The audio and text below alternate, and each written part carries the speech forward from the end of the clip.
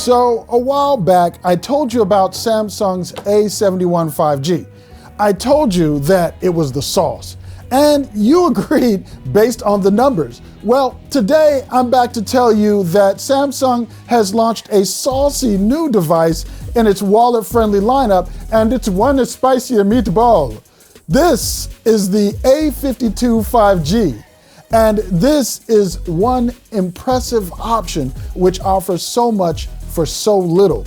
Let's take a look at the ingredients that make this a delicious device.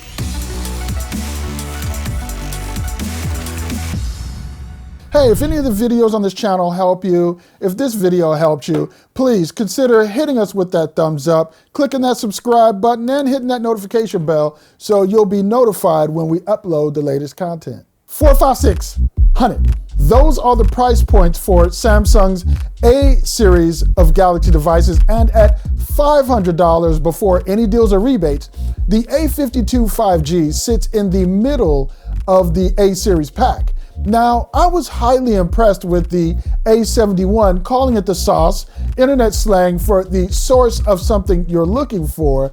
And with the A71 being a year old now, the A52 pulls off some tricks which may make it your device of choice over the larger A71.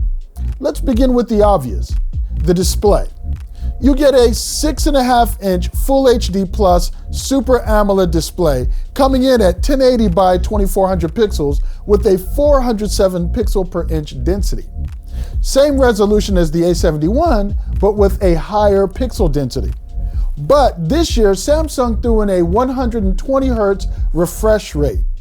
If you want to save on battery life, you can turn it down to 60 Hz in the settings, but you won't need to. The battery life is solid. More on that in a minute. Clocking in at just 800 nits of brightness, it isn't the brightest display on paper, but in the real world, it's a delight to look at. Taking the Infinity O display on a tour of my videos playlist, by the way, Infinity O means it's flat, no curved edges here, I put on The Witcher and there was no issue with brightness or color reproduction. Colors were vivid but didn't appear oversaturated. One of the things I look for when previewing display quality is how well displays reproduce details like the white wolf's yellowish contacts or the teal cape of this diner making merry at the banquet hall table. In this case, everything just pops. But it doesn't stop there. Our planet, Coastal Seas, is a great one for me to look at because these scenes with the giant sea turtle do some interesting things on different displays. Some blow out the brighter parts of the ocean water, the highlights, while others present a flat, somewhat lifeless seascape, but not here. There's a quality about this display which gives my sea turtle a very lifelike appearance. Somewhere between watching video on a display and watching marine life through a glass-bottom boat in crystal clear waters. If you were looking at this in person and focused on the turtle's flipper, the left one, you'll see the sharpness I'm talking about. But the visuals aren't the only thing on display here. The overall media experience makes a strong case for making this your next with its stereo speakers. Unlike the A71 5G, you get a speaker at top and at the bottom of this phone, and the pair are tuned quite well. The banquet hall scene in The Witcher has all the echo you'd expect in a great hall. You really do get to hear the nuance in the audio mix in that scene with these speakers that support Dolby Atmos. And though they aren't the loudest I've tested, they do have plenty of volume. The Urbance trailer clocked in at 71.8 decibels average with a 78 decibel max. All the movie content I watched was very loud, but when it came to music through the Tidal app, things quieted down very slightly with music from Art Blakey in Tidal's master format, playing at an average of 71 decibels and a 76.1 decibel max. Now, looking at the rest of the phone, you're going to get USB-C charging and a 3.5mm headphone jack at the bottom, along with the microphone. The power button and volume rockers are on the right, nothing on the left. The SIM tray, which also doubles as your expandable storage, is on the top of the phone, along with another microphone. Just below that microphone is SIM. On the front of the phone is the earpiece, which is also the second speaker in the stereo setup. And just below that is the 32 megapixel front-facing camera. Consistent with Samsung's cameras these days, the phone's front shooter is a solid shooter. Here on the boat docks of Marina del Rey, on a sunny day, I took pictures with the sun at my face and at my back. Though you do see color variance between the two positions, I'm still pleased with the overall results. In a more controlled environment, out at breakfast one morning, I took this picture with the front-facing camera. At a few times cropped, the image retains quite a bit of detail, as you can see in my wizardly whiskers, eyebrows, and even the reflection in my eyes. But what about the back of the phone? It has a matte black finish reminiscent of the black Samsung put on the S21 line. It really is blackety black, almost to the point that it sucks in light, but not fingerprints. Yes, the phone maintains its attractive blackness without lapping up the oils from your flesh-colored phalanges.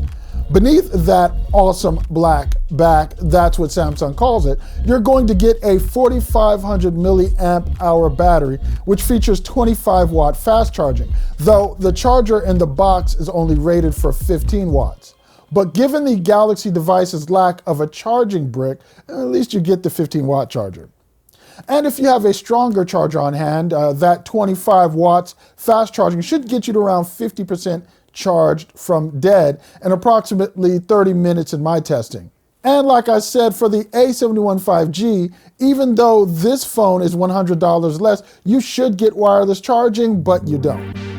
Above the battery sits the camera module, which includes a 64 megapixel f1.8 wide lens with optical image stabilization and phase detection autofocus, a 12 megapixel f2.2 ultra wide, 5 megapixel macro, and 5 megapixel depth sensor. In ideal conditions, the phone's capable main camera and ultra wide capture beautiful images. Even in instances where harsh sun tends to blow out highlights, the phone's AI does a smart job of balancing the photos.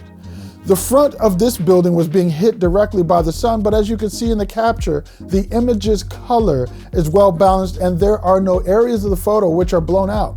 Same for the wide angle lens, though as you can see around the edges, you are going to get some distortion in the image. Taking a look at these statues, I thought I'd test out the 10x zoom and it wasn't bad at all. Here's the main camera again, and again with it zoomed in at 10x. And at the marina, the main camera again, and here it is zoomed in at 10x.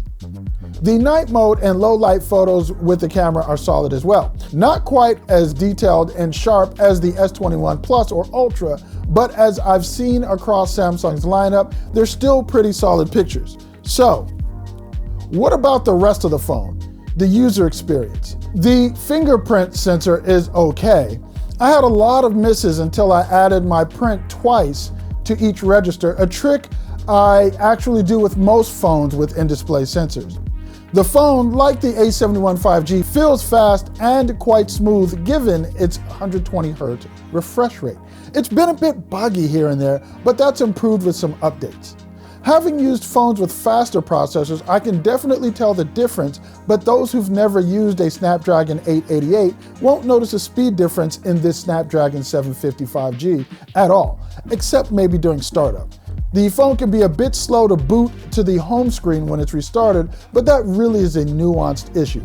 Overall though, this phone's battery life is stellar and got me through an entire day's use from the time I got up before the sun until it was time to get to bed. It's impressive. Gaming? It works fine.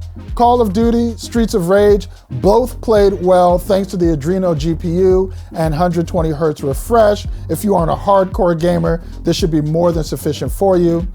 In the end, this mid-range 5G device running Android 11, you really do get near flagship function out of a device costing hundreds less. This is definitely a phone for most people. Hey, I'm Tshaka Armstrong. We don't take it lightly that you've watched this video here with us at reviews.org. If you have any questions that I didn't answer in this review, please leave them in the comments below. I'll get to them. Love interacting with you guys here on the channel. As always, thank you for joining us. I will catch you on the next video.